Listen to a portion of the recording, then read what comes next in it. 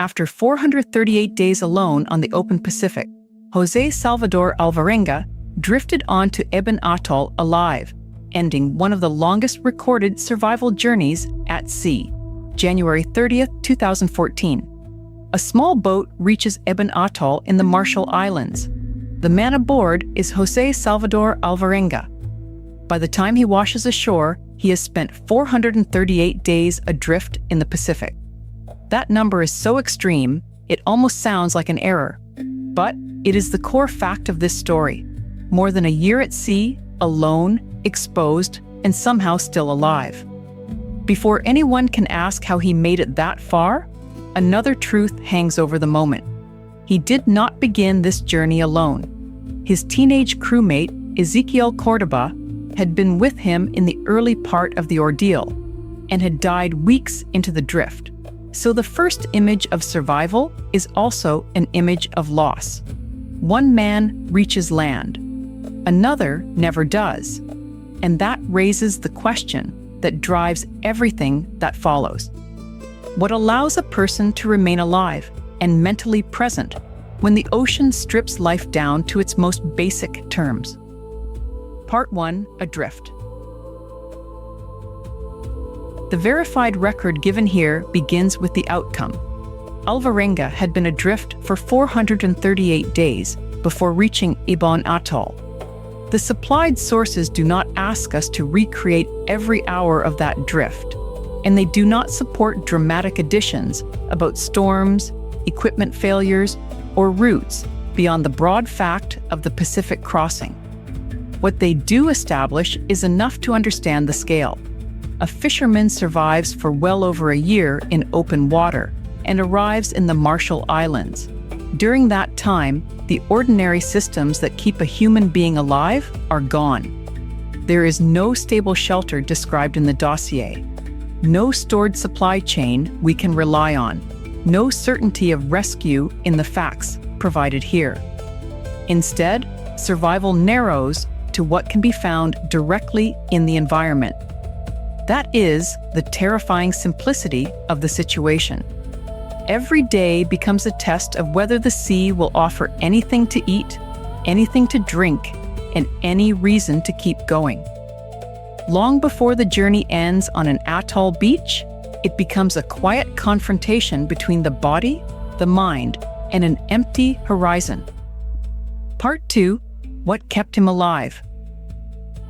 According to the BBC, Alvarenga survived by consuming raw fish, birds, and sea turtles. He hydrated by drinking rainwater, turtle blood, and his own urine. These details are difficult, but they matter because they are the documented mechanics of survival. Without them, the 438 days remain an abstraction. With them, the story becomes brutally concrete. Life at sea did not depend on one miraculous rescue or one hidden cache. It depended on repetition, catching what he could, using what the ocean gave him, enduring a diet and routine far removed from normal human life. There is no glamour in this. The raw diet, the improvised hydration, the constant need to keep the body functioning. These are not adventure story ornaments. They are evidence of prolonged distress. And still, they point to something remarkable. Survival was not one decision made once. It was a chain of decisions, made again and again under pressure. But that only explains part of the ordeal. Food and water may keep the body moving. They do not answer what happened when grief entered the boat, or what happened when there was no one left to speak to. Part 3. The loss of Ezequiel Córdoba.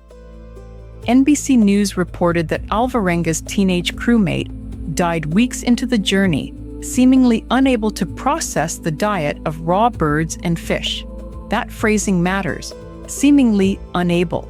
It tells us the account is grounded in testimony, but also that there are limits to certainty in a disaster far from medical care and witnesses. What is clear is the result. The two men did not survive together. Córdoba's death changed the ordeal completely. Until then, However desperate the situation was, there had still been another human presence in the boat, another voice, another person seeing the same horizon. After his crewmate died, survival became solitary. That kind of isolation is its own emergency. The ocean is already physically hostile. Alone, it also becomes psychologically immense. The death of a companion can deepen hunger, fear, exhaustion, and hopelessness all at once. It can also distort time. Weeks can become shapeless. Days can lose sequence.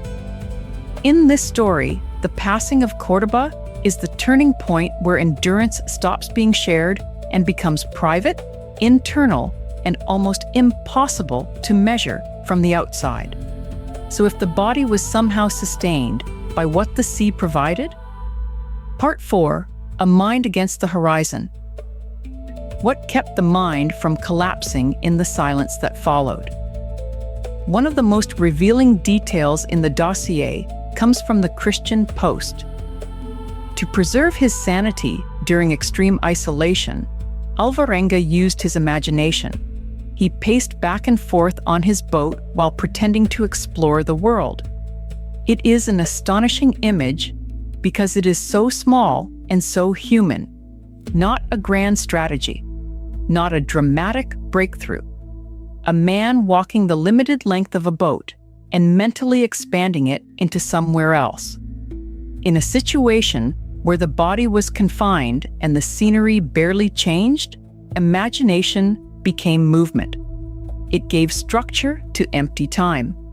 It created a task where there was none. It turned the deck of a drifting boat into a stage on which the mind could resist the fact of being trapped. This may be one of the deepest forms of survival in the entire account. Not just obtaining calories or water, but preserving a sense of self. The sources do not need to overstate it. The detail speaks for itself. Extreme isolation can erode thought, memory, and will. Alvarenga's pacing suggests an active refusal to surrender his inner life to that erosion.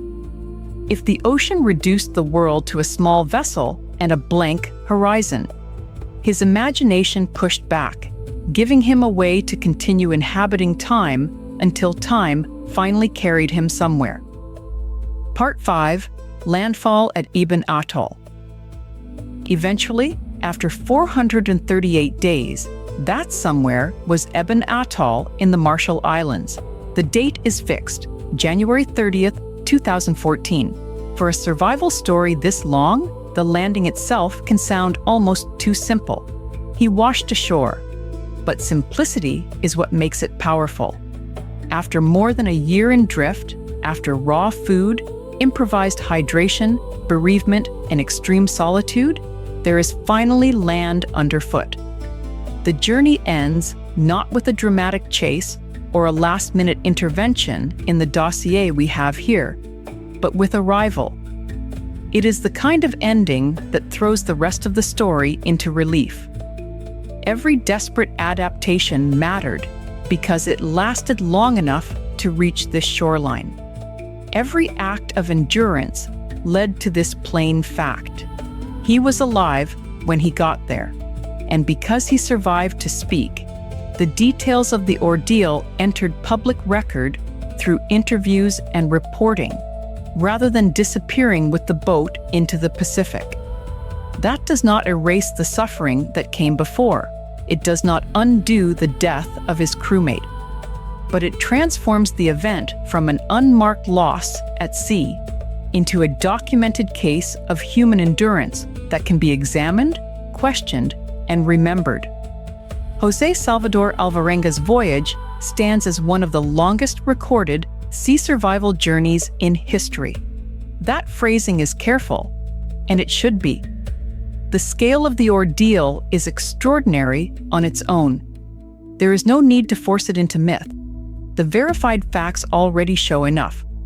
438 days adrift, arrival at Ebon Atoll, survival on raw fish, birds, and sea turtles, hydration from rainwater, turtle blood, and urine.